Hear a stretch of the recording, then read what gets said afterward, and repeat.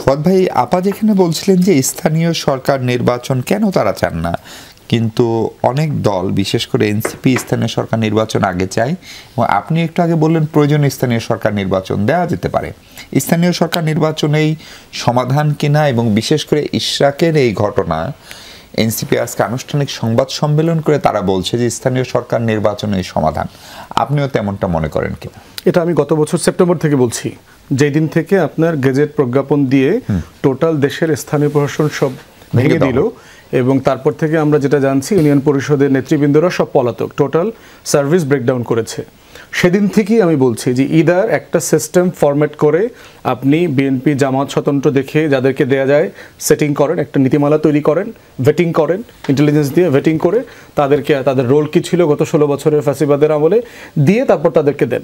Even ধরেন আওয়ামী লীগের ব্যাকগ্রাউন্ডের যদি কেউ থাকে বাট খুবই ক্লিন ইমেজের মানুষ, এরকম ক্লিন ইমেজের মানুষ যদি হয়, চুরিচামারি করে নাই, ফৌজদারি অপরাধ করে নাই, মানুষ বিভিন্ন এলাকায় দেখেছি আপনার আওয়ামী লীগের প্রার্থীদেরকে বিএনপি জামাত মিলে সবাই নির্বাচিত করেছে, ভালো মানুষ। তো এরকম পাইলে আপনারা তাকে আপাতত দায়িত্ব দিয়ে দেন, দায়িত্ব দিয়ে এটা একটা সর্ট আউট করেন।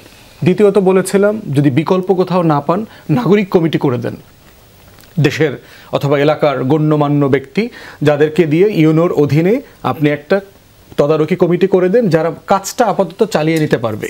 থার্ড হচ্ছে বলেছি, যদি এটাতেও রাজি না হন, নির্বাচন দিয়ে দেন। নির্বাচন দিয়ে দিলে শঙ্কা কোথায়, মানে ক্ষতি কি? বাংলাদেশে বিএনপির বর্তমান বাস্তবতা হচ্ছে, সে এত বড় দল, তার নিচে 10 পর্যন্ত গোনার মতো কোনো দল নাই।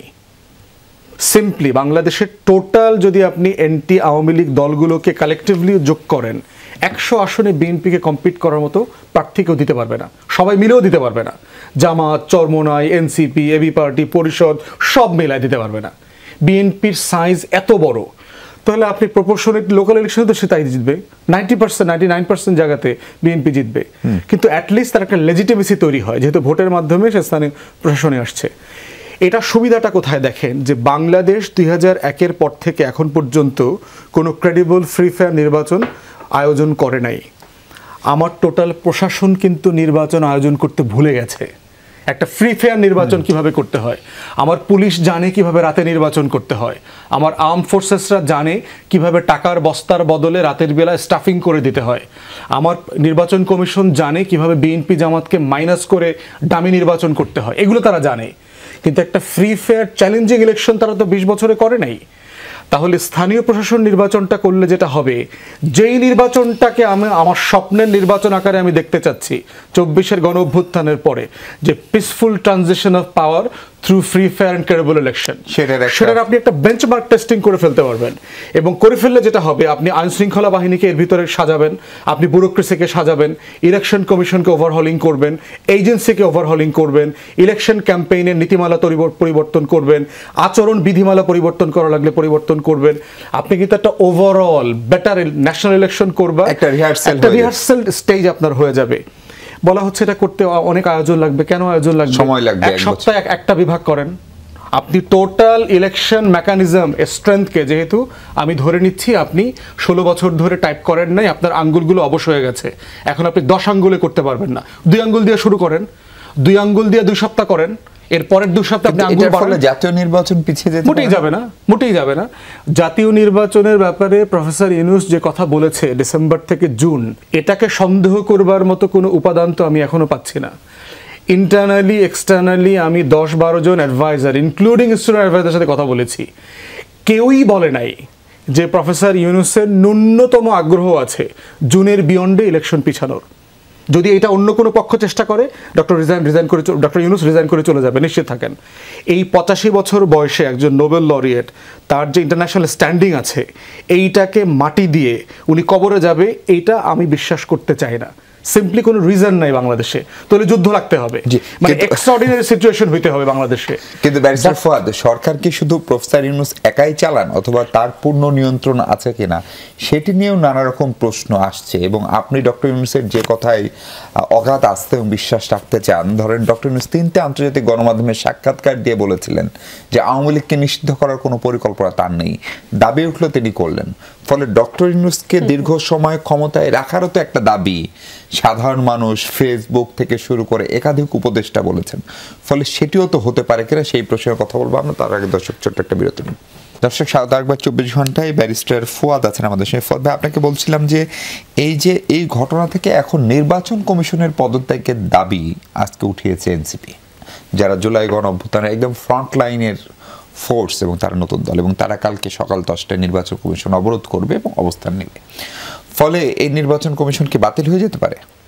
প্রথম কথা হচ্ছে যে কোনো একটা গণতান্ত্রিক অ্যাটমসফিয়ার যখন থাকে তখন রাষ্ট্রের যে কারো পদত্যাগ চাওয়া, যে কারো বিরুদ্ধে কথা বলা, রাষ্ট্রের যে কোনো প্রজাতন্ত্রের কর্মচারী অথবা প্রতিষ্ঠানের ব্যাপারে অসন্তুষ্টি প্রকাশ করাটা খুবই ন্যায্য। আপনি দেখেছেন ছাত্র উপদেষ্টা মাহফুজের এগেনস্টে ছাত্ররা অনেক কথা বলেছে, যদিও আমি শারীরিক নির্যাতন পর্যন্ত যাওয়ার বিপক্ষে, যে ফর্মে হোক।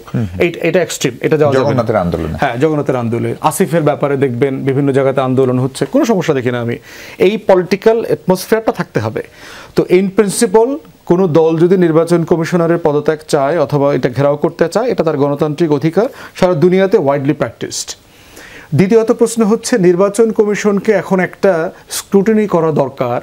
তাদের গত 6-8 মাসের আমলনামাতে এমন কি ঘটলো যে হাইলি অ্যাকসেপ্টেবল ফর্ম থেকে তারা একটা কন্ট্রোভার্সিয়াল ফর্মের এই জার্নিটাতে কিভাবে হয়েছে, কোথায় কোথায় তারা ভেঙে পড়েছেন, কোথাও কোথায় তারা ট্রাস্ট ডেফিসিটের শিকার হচ্ছেন।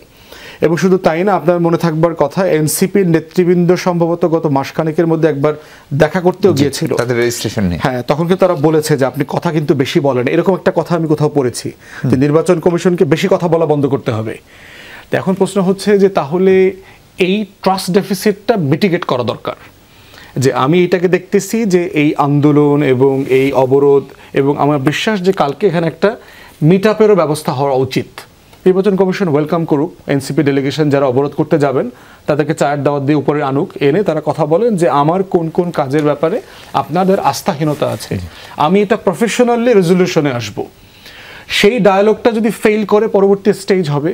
কিন্তু আমি এখন পর্যন্ত খুব বড় আকারের ট্রাস্ট ডেফিসিট হয়েছে এটা আমি বোধ করছি না। আরেকটা টপিক ছিল যে আপনি ডক্টর ইউনূসের কথাই যে অগাধ বিশ্বাস রাখছেন নির্বাচনের সময়সীমা নিয়ে, ফলে এরকম এনসিপি বা ধরেন আওয়ামী লীগ নিষিদ্ধকরণ যে প্রক্রিয়ায় হলো, আপনি আইনজীবী, আপনি ভালো বলতে পারবেন, সেটা নিয়ে কেউ কেউ সমালোচনা করছেন। ফলে একই প্রক্রিয়ায় যদি নির্বাচন পেছানোর দাবি হয়, অথবা এই সরকারকে আমরা আরও দীর্ঘমেয়াদে চাই, যে আওয়াজটা কিন্তু উঠেছে, খোদ স্বরাষ্ট্র উপদেষ্টা বলেছেন, সার্জিস আলম প্রথম ফেসবুক স্ট্যাটাস দিয়েছিলেন, ফলে তখন কি করবেন? প্রথম কথা হচ্ছে, ইন প্রিন্সিপাল বাংলাদেশে অলমোস্ট কোনো রাজনৈতিক দল বিয়ন্ড জুনের আলোচনাতে একমত হবে বলে আমি বিশ্বাস করি না। কারণ হচ্ছে দিন শেষে এই ট্রানজিশনটার ব্যাপারে আমাদের আস্থার জায়গাটা এটাই তৈরি হয়েছিল, ওনারা যেটা বলবেন সেটা করবেন, এটাই হলো আমার ট্রাস্টের মূল জায়গা। এবং প্রফেসর ইউনূসকে উপর ভরসা করতে চাই এই কারণে, যেই ক্রাইসিসে উনি যেই বিমানের পাইলটিংটা করেছেন, এটা হিস্টোরিক একটা টার্বুলেন্ট ফেজকে উনি খুবই পিসফুল সেফ ল্যান্ডিংয়ের ব্যবস্থা করেছেন।